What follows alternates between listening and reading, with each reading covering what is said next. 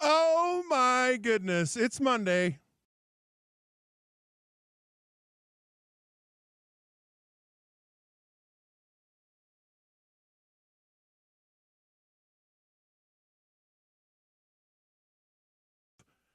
And I'm so happy to be here. And so happy that you're joining us as well. This is the Down and Dirty with Scott Mitchell here on ESPN 792.1 FM. Proud to be a part of Utah's ESPN radio network. I think what's so exciting for me about Mondays is all this stuff, all the crap and crud that happens over the weekend that just gives us fodder for discussion on Mondays. And oh, there is fodder. And oh, there is so much to talk about. And we are going to talk about it. Of course, the NFL draft, the cruelness of some of the things, a prank happened. Like, man, I'd wring that kid's neck. Anyways, we'll talk about that. Talk about the Shador slide. Yeah, there's a new one for you. The Shador slide. A lot of other stuff. We got a bunch of NFL news. And, of course, we've got some insanely crazy takes on sports in general today, that's going to be a lot of fun. It's actually going to be a whole lot of fun.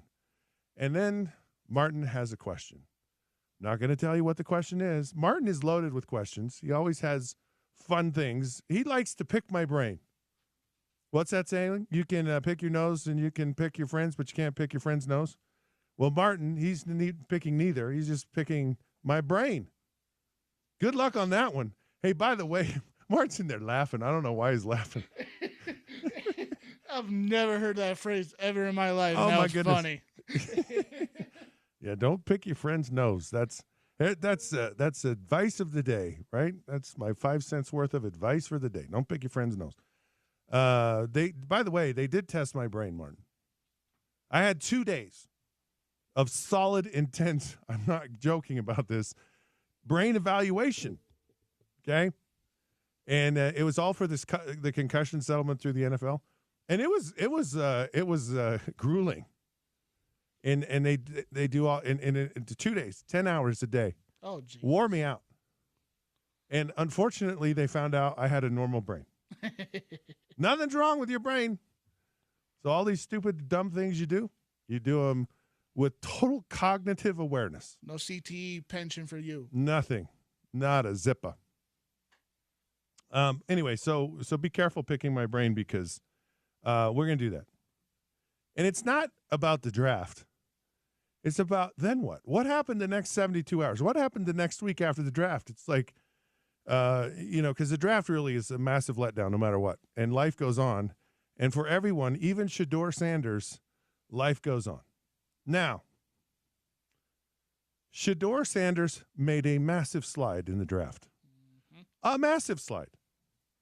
And there's been, and there will be, and we're going to debate it here on the show. What in the world happened, right? Let me just start by number one. This is the problem. Okay. Talent. Okay?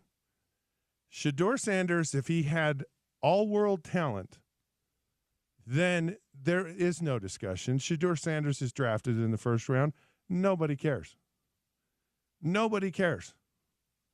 I will just tell you that teams take degenerates, like horrible human beings, but man, are they freaking talented. And not only do they take them, they put up with them. Mm-hmm. They put up with the garbage. I remember, I didn't realize how valuable this was at the time. Going to the Pac-12 media days for all the years that I did and interviewing 2 players from every school every year. So amazing. Because I think of Kayvon Thibodeau. Yeah, Kayvon Thibodeau. Kayvon Thibodeau. I was like, this guy is a tool. This guy is an idiot. This guy would drive me bananas. Like he was talking about himself in the third person through the whole interview. Like Shador had nothing on Kayvon as far as being the greatest, and I'm, God's gift to everything here. And I just remember, wow, not impressed as far as kind of how he was. But guess what? The dude was talented. He was a top 5 in the draft talent. And you think folks cared? I mean, they're saying the same thing about Carter. It's kind of this. He's a little bit temperamental. And the reality is you kind of want defensive guys to be kind of idiots. Like we've talked about this. So the problem, I think, with Shedeur is talent. He doesn't have elite talent. So people are just like, look, I'll put up with it. I'll put up with all of it. And now where his elite talent was is in his head. That's where his talent was. It was in believing in himself. And it was massively confident to the point of being like, okay, when Deion was Deion, when he was prime time, right? And he would talk in these outlandish ways and say these crazy things. And he was really the first guy that was, I mean, there was always Hollywood Henderson way back in the day. Mm-hmm. I mean, you could even argue Mercury Morris for the Dolphins. And, these were guys that were self-promoters that were out there. Most guys aren't. I mean, you get a guy like Mean Joe Green. Mean Joe Green wasn't out there telling you how mean and green and Joe he was and how, he was the steel curtain. He wasn't saying any of that.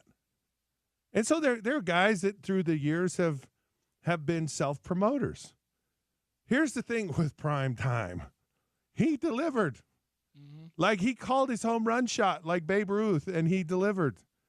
He was pick sixes and he had the talent. He had the talent. The worst part for Shedeur, to me, the worst part is that I don't think there was a separation of his talent from his father's. But I think there was a connection to the promotion. Mm-hmm. And so it really, I think out in the public, people say, oh, Shedeur is great. He's wonderful. People are buying into the pub. But when people are sitting in a dark room and they've got the clicker on and they're going back and forth over the film and they're like, what is this guy? Right? And they see things and they go, doesn't translate. Like a lot of work to be done here. Not a first round. It's not worth the first round evaluation. And look, the people evaluating talent in the NFL, it's their freaking job. They're trying to get it right. So if he had this amazing talent, Shedeur, if he had an amazing talent, we never, ever have the discussion. Now, was it Deion's fault? And there's even questions because remember, Deion came out and he goes, there's a couple of teams, like if we get picked to, we're not going. And here's the thing. And you know what that sounds like? It sounds just like ungrateful, petty. Who do you think you are? This is the NFL. You should just be grateful for the opportunity. And you know what it sounds like to me? A caring parent. Like I can get rid of all the flash. Mm-hmm. I can get rid of all the promotion with Deion. I can. I know underneath it all, he's a very good human being. And he's an extremely talented player. And he's a guy who played in the league that knows where you go has so much more to do with when you go. It's everything. It is everything. It's really why so many guys, if they're going to go late in the draft, they'd rather not get drafted.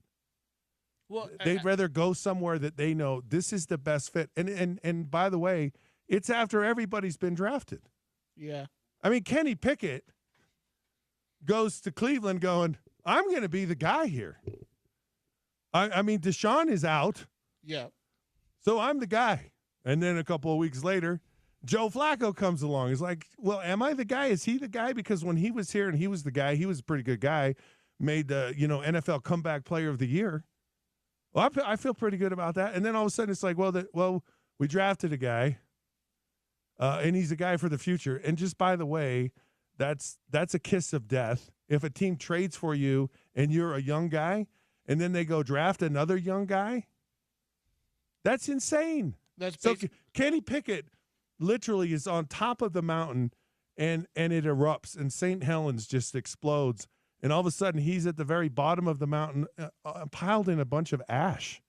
Because not only do they draft Dylan Gabriel, then they draft Shedeur. They have 5 freaking quarterbacks. 5 there. Okay.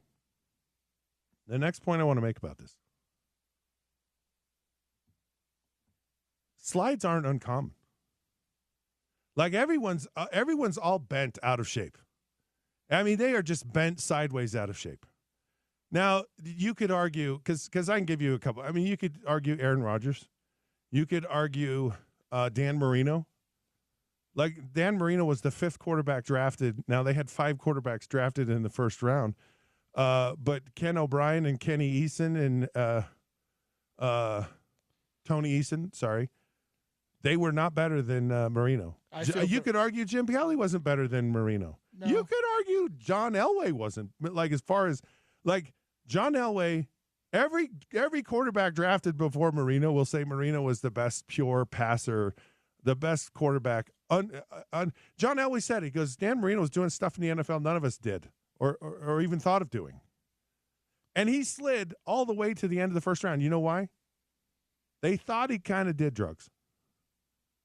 There were some things that came out that's like, does he really, you know? And considering it came from that Catholic of a family, that's a bold statement. So, oh, man. My pants are falling off, Martin. This is the chair. I'm trying to move the chair, and it's not moving. I got all fired up, moving around in my chair, and my pants are falling off on the radio. Good thing I'm on the radio. Well, actually, are we on TV? I think we are. We're on stream. Yeah, we're on stream. Hi, Mom. Oh, wait. Wait, the minute I waved, all the cameras went away. Here, let me ask you this question. Maybe the problem with Shedeur sliding wasn't just about the fact that how far he slid, but how many quarterbacks went ahead of him. Tyler Shough, Dylan Gabriel, Jackson Dart. Like, Cam Ward going first, okay, that's fine. But 3 or 4 other quarterbacks that were mostly backups or potential temporary starters all went before Shedeur standards. Right. Okay. So basically what they're saying, they're going, Cam Ward is the guy. Okay. And he is. Cam Ward, like I watched and just watched the development, the maturity. By the way, interviewed him as well. Unbelievable. Like just totally different. Totally different. And Cam, that's a talent. That is talent. The next guys they're projects. Let me tell you something, man. It is freaking hard to play in the NFL at quarterback, just so you know. It is not like playing at Colorado. It's not playing against Nebraska or Colorado State or any of the schools in the Big 12, even Utah. The NFL is way, way better than like they're dudes. And if you don't play a certain way consistently all the time, you're done. You cannot play. So every guy that basically isn't a first-round draft choice is a project. It's a development guy. It's a guy that we teach him the business, and maybe after 2 or 3 years, some of them might pan out, and they might pan out at different levels. Kirk Cousins is a guy that, okay, he really panned out quite nicely. You could argue other guys that have gone. Joe Montana was a 3rd-round draft choice who ended up being a Hall of Famer. Tom Brady got in the right situation in the right time, and he got an opportunity to develop. And he hit the perfect situation. The perfect situation. And so it's almost like you don't look at them individually and go, well, let's rank all of these guys. This guy has this, this, and this. They may to a certain point, but it's almost like they're kind of all in the same area. The Will Howard that goes to the Steelers, Dylan Gabriel, Quinn Ewers. Here's the thing with Jackson Dart. Okay, this is the perfect example of an organization knowing a player. There's a backstory between Ole Miss and the coaches and front office people with the New York Giants. And so there's a comfort level. You look around the NFL coaches don't want problems. They don't want unwanted attention coming into their building. They want guys that they can bring into their circle of trust and know that that they're not going, that trust isn't going to be broken. When you have someone like Shedeur, who has an entourage, who has a big presence outside, like everything he does outside of football is more important than inside. Like it's about getting the camera shot. It's about what I say. It's about what I wear, what I drive, where I live. It's all about the room that I built before the draft. Who does that? And he does it for promotion. And teams go, we want your play on the field to be that promotion. So he's in a pool of players. They're all kind of the same. And then this is why I believe the slide happens. Teams go, well, to start with, there's a draft like bonanza at positions. So this year it was running back and defensive tackle, essentially. I think there's like 10 or 11 tackles, really good, right? And if you're a team and organizations understand this, you build it from the foundation up. You build it from those lines out. Defense, offensive line. If you can get, and so these teams are like, we can get a really good quality guy at tackle, at defensive tackle, at running back, and we can get him in these later rounds. So if you can get certain positions, because there's only so many teams that can take them, you can get a defensive tackle in the third or fourth round who maybe is a second round grade. And you go, yeah, like, yay, because what that means is that guy's ready to play now. And a Shedeur is not, like Shedeur, he goes in the NFL, he's not going to be Jaden Daniels or C.J. Stroud on day one. Like he's going to struggle. Now, whether Shedeur Sanders plays or not, or has a successful career, I have no idea. I have zero idea.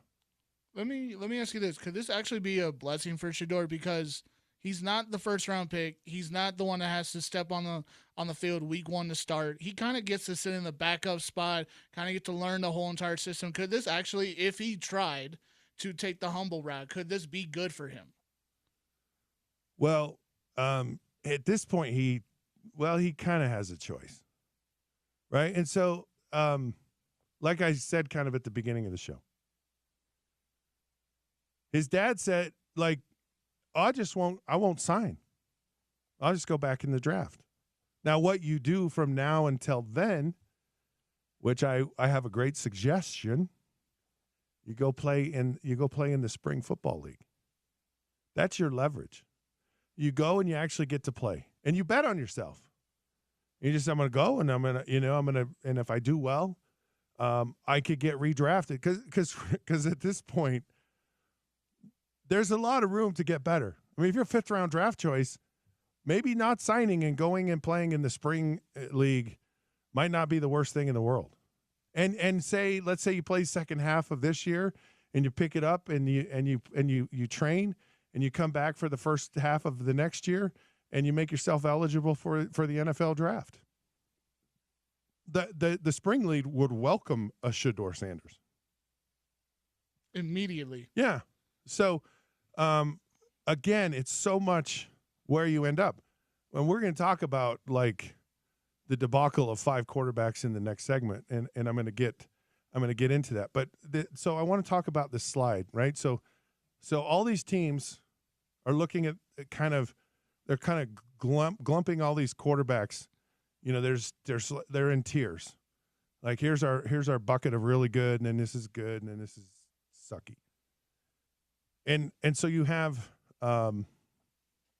Shedeur now there, and then the teams are going, why aren't these teams drafting him? What do they know that we don't know? Stephen A. Smith calls it collusion, right? That all the NFL owners got together, By the way, they don't get together and talk about who they're going to draft and who they're not going to draft. That's proprietary information. Yeah. They don't share that with anyone. They don't want people to know the collusion thing is the biggest farce in the world. But it does happen just by no one trusting anyone else, and actually by the league kind of copying everybody else. Sometimes you'll see a run on players. All of a sudden, it's like and they go, "Oh, the wide receiver's going. We better draft a wide receiver. We don't want to miss out on this player because there's so many good players at those positions." And so the league it's almost like the stock market. There's a run, there's a panic, there's a paranoia about either getting players or staying away from players. Because now all of a sudden everyone goes, there must be something wrong with Shedeur. There must be something we didn't see. And guess what? We're staying away. Even though we like the guy, everybody else doesn't like the guy. And if everyone else doesn't like the guy, then we don't. And by the way, it's a tenet of human behavior. Our nature as human beings is a lot like that. Mm-hmm. And they've done studies on this. They've actually had people in a room, and they had like 5 people, and they had an A or B answer. And the one person in the room who was a total naive person, all 4 people before him were all actors. None of them knew each other. So they asked him the question, is it A or B? And the first person out loud goes, it's A. And the clear answer was B. Second person goes, A. Third person, and they show a camera of this 5th person looking at these people going, you guys are morons. It's clearly B is the answer. Why are you all picking A? And by the time they get to the 5th person, you know what he says? A. And he knows B is the answer. Because we have this tendency as human beings to kind of have the herd mentality. And it's a real thing. Like behavioral scientists study all this stuff. And it's that person that can kind of recognize and see what's really happening and not get kind of in that crowd mentality of, well, just going along with everyone. And if you hear it enough, if you say it enough, then you believe it, even though it's wrong. And it's not the right answer. Hence a lot of our politics today. You know, if we say this enough to people, they're going to believe it. And it really happens in the draft. It happens every year. So this league is not a league of original thinkers. It's a copycat league. It really is. Now, guess what? None of this matters today. None of it matters. It's fascinating what happened with Shedeur Sanders. Fascinating. And because you could say, well, there have been a lot of other players who've had look at the Mannings. A lot of people might say Eli Manning was the product of just being a Manning. Maybe he wasn't as good as Peyton. And maybe Arch Manning is the next Shedeur Sanders. Maybe Arch Manning is just okay. I mean, he couldn't beat out Quinn Ewers, who was maybe Arch Manning just has average talent, but he's got a name. Yeah, it could be true. We may end up with the same scenario. That's an insanely hot take right there, which is what we're going to talk about next when we return to the Down and Dirty here on ESPN 792.1 FM.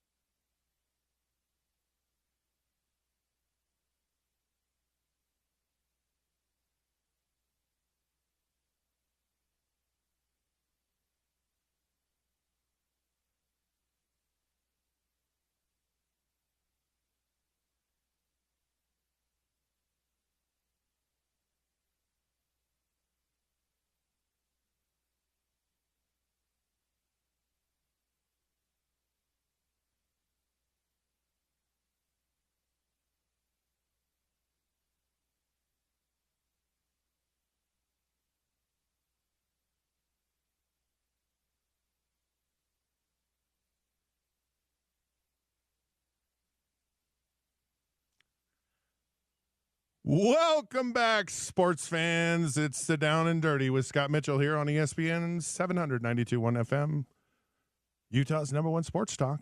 Oh, man. Martin, just spot on with the music today. Spot on with the music. You know, when you get my age, which is 57, one of the little nice small pleasures of life is when you go to the bathroom in the morning. That morning where you do number one, whew, it's a fight to get out of the bed, but you got to go. And when you go, man, you feel so much better. Oh, you feel so much better. I almost feel as good with that as doing this show. The show is better, more exciting, but, man, very satisfying. It's ESPN's Festival of Tees, powered by the Utah Golf Association. Each day, ESPN 700 is giving away rounds of golf for the best courses in the state. Listen to the Down and Dirty with Scott Mitchell. That's me from 10 to 11 and 1 to 2. The Sean O'Connell Show from 11 to 2. And The Drive with Spence Checketts from 2 to 6 for your chance to win each day from ESPN 700. Text the secret word. The secret word is 9-iron. To 877-353-0700 to play at Tona Vista for one round of 18 holes and a one-night stay. Not a one-night I didn't say stand, a one-night stay. All right? Come on, Martin. Write the word down right. Martin is a genius. By the way, this is Down and Dirty. No, I said that, right? I did. Yep. He's a genius. I haven't called that much in my life. I'll say that. You know, just so you know, Martin, I enjoy working with you a lot. You're a lot of fun. I appreciate that. You got a good vibe, and you're easy to work with, and you got a lot of enthusiasm and excitement, and I love that. Thank you. I appreciate that. Hey, was I right or what? Just say yes, you were right. Yeah, you're right. Again, I know. Our guy, Caleb Lohner, converted basketball player who was massively underused at the University of Utah, was drafted in the 7th round by the Denver Broncos. Like, he was drafted. He hardly played in college, and the dude was drafted. So excited for Caleb Lohner. I know he's listening. We're gonna get Caleb on. I'm gonna try to get him on this week because I want to talk to him about his 72 hours after the draft. All right. This is messed up. This is really messed up, and it's just wrong on so many levels. And this stuff actually goes on quite a bit, maybe not to this extent. So Shedeur Sanders is hemorrhaging, right? And all he wants, he doesn't care anymore to what team. He doesn't care when. He just hopes it happens soon. Desperation kicked in. All he wants is a phone call. Yep. All he wants. Put me out of my misery. This has been, by the way, I don't feel so bad about my draft day watching. And I know a lot of other people who had bad draft days, and they are excited because Shedeur Sanders has taken over the top spot for the worst draft day experience weekend, like forever. Like that, it was just painful. Like it's painful because all these great players are being picked, right? Yeah. And it's like, what happened to Shedeur Sanders? That's just a sad thing. But here, this is just wrong. Okay, the son of the Falcons defensive coordinator, Jeff Ulbrich. Son Jax. Yes, he gets Shedeur's number, and he calls him, and he tells him he's been drafted. And it was kind of a weird, odd phone call. Now, just so you know, I don't know how prankish they are, but a lot of players run into this every year. Like, they got their buddies, they got people, they got their, college frat buddies thinking, oh, this will be fun. We'll call our buddy because he's waiting for a phone call. And so there's a side of it that players go through. It's not uncommon, but it is uncommon for someone to say, hey, this is so-and-so and you've been drafted. That's messed up. And it's messed up from the standpoint that you're in agony. Like, you are just in sheer agony. So you're going to take every single phone call and you just hope someone says, yeah, hey, we just drafted you. And you're just like, yes, thank you, finally. You know, and so don't know what's going to happen in that situation. All I've heard is that the NFL is investigating. They talked to the Atlanta Falcons. They talked to Albrecht. There was a report put out this morning by his son and an apology. So far, it doesn't sound like there will be a suspension for the dad, but who knows? It's just a couple of days into it. Yeah. My guess is nothing will happen. Nothing will happen. I agree.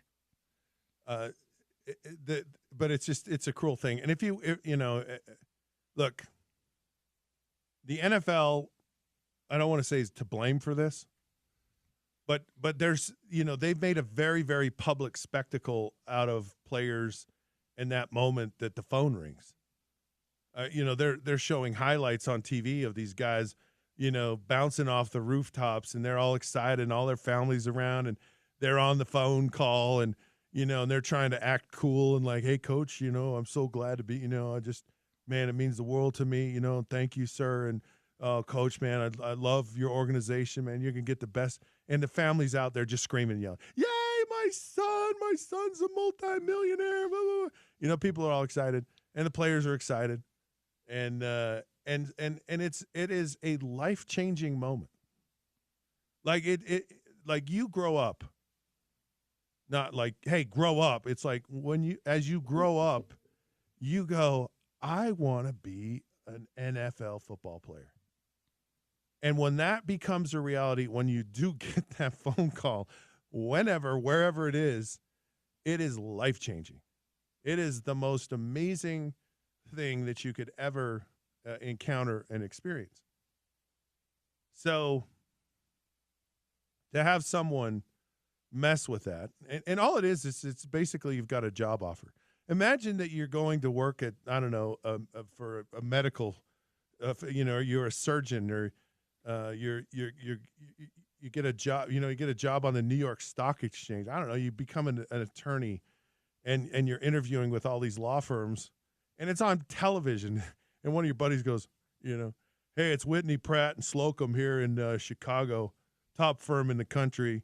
We've just accepted you at whatever. It's just wrong. It's a job interview. But, man, it's just it's a cool moment. It's a very cool moment. But it really isn't. We make a big deal about this, but it's just. Like the draft's over, everybody. Go home. Yeah. Go home. Go home. Pretty much. Now get back to your lives. Now go do your thing. Now imagine us Utah Jazz fans, May 12th. Like, I've got it on my calendar. This is lottery day. Oh, and we're not going to pick lower than 5. Our work here so far has been great. But can you imagine the frenzy with the Utah, myself included? I'll be frenzied. Mm-hmm. I will. I may go streaking through the streets if we get Cooper Flagg. And by the way, we just need Cooper Flagg. I mean, what kind of kudos to his parents for naming him Cooper Flagg. I mean, I don't know how they got the last name, but they got it, right? They were born with it, and then the Cooper. And a Cooper Flagg, like the most Utah name you can think of. Oh my goodness. It fits. If he doesn't belong with the Utah Jazz, and if he couldn't be, this amazing, great player for the Jazz for eons of time, how freaking exciting would that be? Yeah. I'd be excited, Martin. I agree. I very much agree. I would be excited. All right, we have some crazy things to talk about. And we're going to do this insanely crazy takes. All right? So my first one is Deshaun Watson will start again at quarterback in the NFL. I think he's a really good talent. I think he's been in a bad situation, and he's had a lot of bad breaks. And but the talent's there. It may take a hot minute, but I think he's going to come back. Because there's an old saying that goes, if you have 5 quarterbacks on your team, you don't have one. Well, it used to be if you have 2 quarterbacks, you don't have a quarterback, right? But the Cleveland Browns, they like to really screw things up, and they can't count. So instead of having 2, they went with 5. And this is an insanely ridiculous situation that they're in. It's insanely ridiculous. But here's my hot take about that. Because since they have all these quarterbacks, we might as well use Shedeur Sanders will be on the practice squad this year. That's right, you heard it. Look at what they have. Okay, they have Deshaun Watson, who clearly I don't know if they're so clear because they've just muddied the waters. Oh yeah. Like they drafted 2 quarterbacks. Yep. They traded for one, and they resurrected a guy from the dead. And a guy, by the way, who's been the best quarterback they've had in a bundle of years, Joe Flacco. He NFL comeback player of the year with the Cleveland Browns. That's Cleveland for you. That's an oxymoron if I've ever heard. So they got a whole group of guys, and you've got Dylan and Shedeur battling it out for probably number 3 right now. Because they can't keep all of them. They gotta have a rest of a team. Well, they got no choice with Deshaun Watson. They're not going to pay the $45 million payout. No. So yeah. Here's where this is a problem. Okay, the problem, it's called reps. Yeah, you only get so many reps, and if you aren't judicious about who gets them, then you're in a hurting mess. You will not be ready for a season. You will not have any kind of success. You won't have timing. You won't have. You'll be sporadic at best as an offense. And this isn't. And to cut you off for a second, this isn't college where you can split half the field, and have one half where you have all your practice squad guys and all your 3rd and 4th stringers where you're feeding them reps just to get them some reps in practice. And then the other side is the 1s and 2s. In the NFL, 1s and 2s take 90% of the snaps, if all of the snaps. Just so you know, it doesn't happen even in college. Okay. Like reps are rare everywhere. And you have to do extra stuff to get quality reps, even in college. So to develop a guy, man, just to develop a guy. Yeah. We're not talking about 2 young guys. We're not talking about like this is a crowded house. And they're contrast because Dylan Gabriel's left-handed and Shedeur Sanders is right-handed. And Gabriel's career was 7 years. Hold on. What does right-handed, left-handed mean? Well, my sense is that you have 2 different style quarterbacks throwing the ball. You have 2 different style quarterbacks standing, have different protections, have different offensive line protections, have different assignments. Overrated.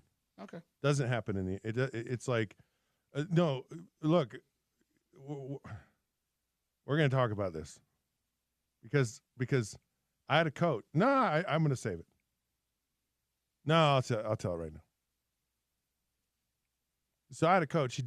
I get drafted, right? I go in the NFL. I'm in my first meeting, and the coach I've never coached a left-handed quarterback. What are we going to do?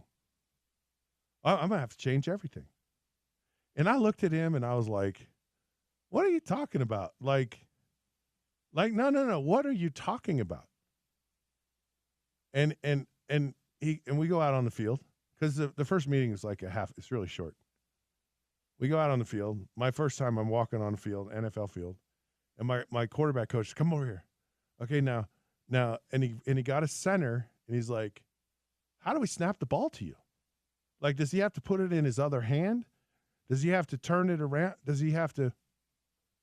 And I'm like, what? I don't understand this. And he was dead serious, and I said, no, I just put my hands underneath center, and he just snaps it because I get the laces. I get the laces the same if I'm right or left-handed. Like it doesn't actually matter at all. And when he realized this, it was like he had been acquitted of a crime. He goes, you know how much sleep I've lost over this. Do you know how much since you've been drafted these last 4 or 5 days? I'm like, how in the world am I going to coach a left-handed quarterback? I'm like, just the same as you coach a right-handed one. Like, and this is an NFL coach, by the way. All right, so there have been teams that have drafted 2 quarterbacks in the same year, and it never works out. They've actually gone on. Steve Walsh, Troy Aikman. That was like a disaster. And a long time ago, Dan Pastorini and Lynn Dickey. And Lynn Dickey played for the Green Bay Packers. Had a pretty decent career. Pastorini was pretty good with the Oilers and in his career. But it doesn't work. And what this tells me that's going on with the Cleveland Browns. I mean, we didn't get into. We'll have to do more of these. The Cleveland Browns, if you have to get all these quarterbacks and bring them in, and if you got to draft 2 of them, you know what it tells me? You don't know how to evaluate players. I mean, just pick one of the 2 guys and go, this is our guy. This is what we're sticking with. Why because you give up a spot when you draft 2 quarterbacks. What would that have spot been had they drafted another player? And I'd rather take my chances with another player at that point than to have 5 or 6 quarterbacks on my roster. It just tells me you don't know what you're doing. And the teams that are good, they pick those guys and they stick with them and they develop them and they know what they're getting. Cleveland, 5 quarterbacks. That's insanity. Let's take another break. What do we got? Yeah, let's take another break because I'll tell you what it was like after you get drafted. This is the Down and Dirty with Scott Mitchell, ESPN 792.1 FM.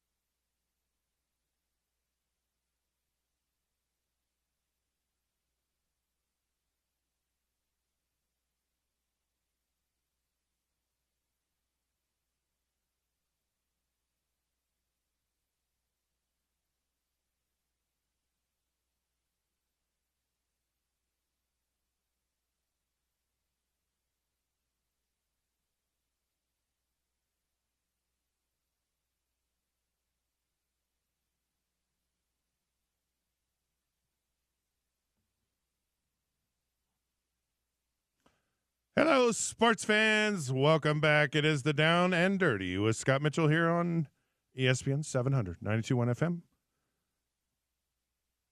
Utah's #1 sports talk. So glad you could join the show. It's a Monday. It's a fun day. We just carry the weekend right back into Monday, talk about some fun stuff. All right, so Martin, the ever-curious Martin, wanted to ask me another question. And so he's like, okay, fine, you're drafted, whatever. Who cares? I want to know what happened after the draft. What were the next 72 hours like? Like, now it's over. It's like, it's all over.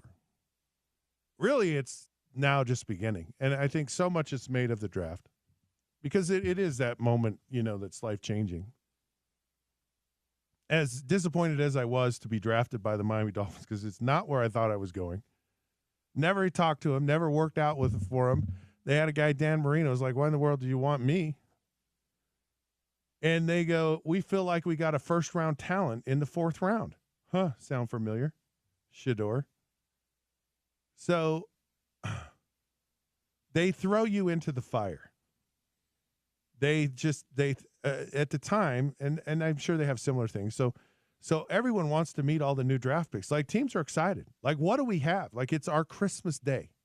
And we want to open the package. We want to put the batteries in. And we want to see if this new toy we have, if it really is as advertised. So you get flight arrangements, and you go fly to the team facility. So you've seen some guys who are, like Travis Hunter. You saw him get on an airplane and shows up in Jacksonville. And again, the NFL is so good at this in creating hope and optimism every year. Like, the Jacksonville Jaguars aren't going anywhere. But they got Travis Hunter, and it's exciting. And it's got fans riled up. And then they're going to get, riled up. I'm trying to think of when they stink, it's going to go riled up to maybe unraveled. Who knows? But right now, they're excited. So I get on an airplane. I've never really traveled much in my life. Certainly haven't been on a lot of airplanes. Fly from Salt Lake City to Miami, Florida. And I think Miami, Florida is like retirement. Like, I don't realize it's the drug capital of the world. Like, this is the cocaine trade came through Miami. Like, Miami Vice was a real thing. I had no idea. When I got there, they said, there's a lot of neighborhoods you do not go to. And when you do go to these certain neighborhoods, you got to learn how to drive. Like, you never stop at a stoplight. Like, I had someone steal my credit card within the first week I was in Florida. And I was so dumb and naive and had no idea. And you talk about, like, driving on the freeway. Like, we think I-15 here in Utah is combat driving. Man, this is go-karts. Go-karts compared to it's insane. There are actually people that try to run into you. And they would look at your license plate, and if you had a Y as the first letter on your license plate, it meant it was a rent-a-car. And they would have people run into the rent-a-cars and then rob the people. Like, it's a crazy place. It's not palm trees and pineapple drinks with umbrellas in the top of them. Not. It's freaking hardcore Miami, Florida. So I get drafted. I go to my first practice. They hand me a playbook, and they go, you call your own plays in practice. And I go out on the field and I watched Dan Marino throw a football for the first time in my life. Live, in practice. And I'm like, this guy is unreal. I'll never be able to do that. And that first week, those first practices, I'd take snaps, and I looked horrible. I could not complete a 5-yard hitch. I couldn't do it. I was just like, I was so shell-shocked. I was so overwhelmed. And they literally, I got off an airplane. I woke up in the morning, and I'm out at my first practice. And I have no idea what I'm doing. None. And not only that, I've got a legend in front of me, and I'm just like, I don't look like that. I can't even comprehend that. And then we had a banquet. So we have practice during the day. They drive us down to this hotel in downtown Miami, and it's the team's annual awards banquet. There's all these people there. And Bob Greasy, who's the Hall of Fame quarterback, perfect season, been a long time in college announcer, really a very good human being, good person. He gets up and starts speaking at the team. You know, he's the speaker for the team's award dinner. He goes, yeah, I was out at practice today, and I was watching that quarterback, that Scott Mitchell kid, struggle. He goes, it just reminded me of my rookie year and the first time I was out on the field, and it really brought back memories of just that transition. And I'm like, shoot, Bob Greasy's calling me out already, you know, and I haven't even been here a day. And I'm like, and I'm just some guy trying to make the team. And it made me feel bad, right? So you go through 3 days, and then you go home. And you're there. It's just really quick, and you go home. And then they bring you back for the whole summer. And all the veterans are gone. And you literally have the whole summer. They called it summer school. And I went back, and I just learned everything really slow. And that was what really cemented it. But the thing that really cemented my experience in the NFL happened in that first period of time. And what happened was I had to wake up. And I had to realize that the draft is over. You can sit and cry about it all you want, feel sorry for yourself, or you can move on and you decide what you want to do with it. Because I realized that my time in the NFL was as a backup quarterback for the Miami Dolphins. That's how I entered the NFL. But in my mind, I said, I am going to the Miami Dolphins to be the starting quarterback.